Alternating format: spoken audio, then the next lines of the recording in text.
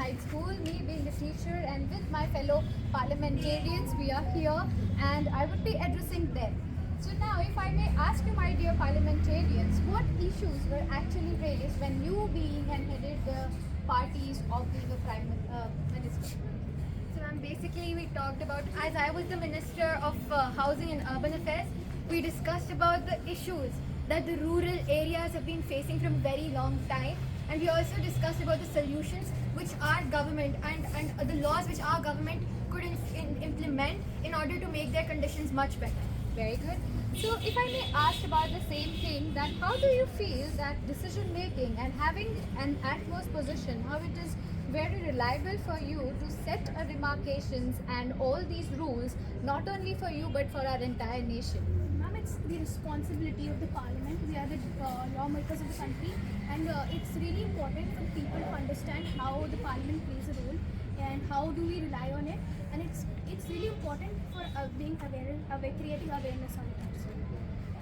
What important sector among all the different sectors and ministries that you actually played role, which one was the most effective department that you can see that we actually need fundings? We are talking about budgeting, we are talking about healthcare, unemployment, and all these issues that were raised. So which one was the utmost considering your idea?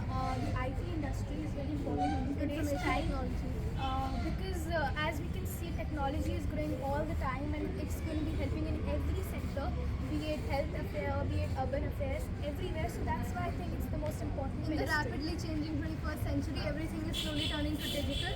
So information technology is going to be one of the strongest sectors in the coming future, and I think that is something that needs a lot of attention. Also, when we talk about budgeting, fossil fuels, the industry of fossil fuels requires a lot of investments, as they are non-renewable sources of energy, and thus we need to conserve them and find the most efficient way of using them. Ma'am, also we know that India has a vast geographical land.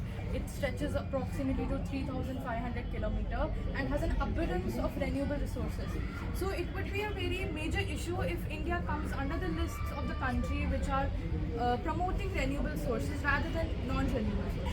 All right, so if we are talking about sustainable development and if we are talking about the idea of e-commerce, so you being MPs, do you actually feel that getting up with the market of AIs and getting up with the things of e-commerce, budgeting and digital, going digital, do we actually, what about the sector of people that is still marginalized? Well, I think that this sector of e-commerce can greatly help the people who are marginalized by giving them, more exposure, because these people can outsource their work and, promote them on e-commerce platforms that will greatly increase their sales.